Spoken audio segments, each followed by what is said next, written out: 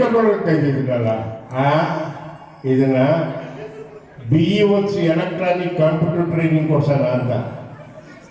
ಹಾಗಿದ್ರೆ ನಾನು ಕೆಮ್ಮೆ ನೋಡ್ತೀಯಾ? ಯಾಕೆ ನಾನು MBBS ಪಾಸ್ ಮಾಡಿಸ್ಬೇಕು. ಸೀದಾ ಹೋದ್ರೆ ಬಾಳು ಬರ ಸಿಗ್ತದ? ಹೀಗೇ ಹೋದ್ರೆ ಕೈ ನೋವಾಯ್ತದೆ, ಕೈ ಕೆಳಕಿಸು. ಈಗ ಹೋಗೋ ಬಾಳು ಬರ ಸಿಗ್ತದೆ. ಹೆಚ್ಚು ಕಮ್ಮಿ 25-30 ವರ್ಷದಿಂದ ಮಾಡಿದ್ದು ಇನ್ನೂ ಜನ್ಮನದಲ್ಲಿ ಉಳಿದಿದೆ ಅಂದರೆ ಅದು ನಮ್ದೇನಿಲ್ಲ. ಒಂದು ವಿಷಯ ಹೇಳೋಕ್ಕೆ ಇಷ್ಟಪಡ್ತೀವಿ.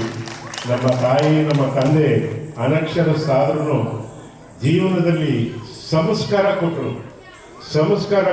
ಇವತ್ತೇನಾದರೂ ನಾನು ಈ ವೇದಿಕೆ ಮೇಲೆ ಇಂಥ ಪುಣ್ಯಾತ್ಮರ ಮುಂದೆ ನಿಂತಿದ್ದೀನಿ ಅಂದರೆ ಅದು ನಾನು ಮಾಡಿರೋ ಪುಣ್ಯ ದೇವರೇ ಅಲ್ಲ, ನನ್ನ ತಾಯಿ ತಂದೆ ಮಾಡಿರೋ ಪುಣ್ಯ ಅಂತ ಅವರಿಗೆ ಶಿರಸಾಷ್ಟಾಂಗ ವಂದನೆಯನ್ನು ಅರ್ಪಿಸಿ ನನ್ನ ಮಾತುಗಳ ಮಾಡ್ತೀನಿ. ನಮಸ್ಕಾರ. ಒಳ್ಳೆಯದು ಸರ್. ಹಾಗೆ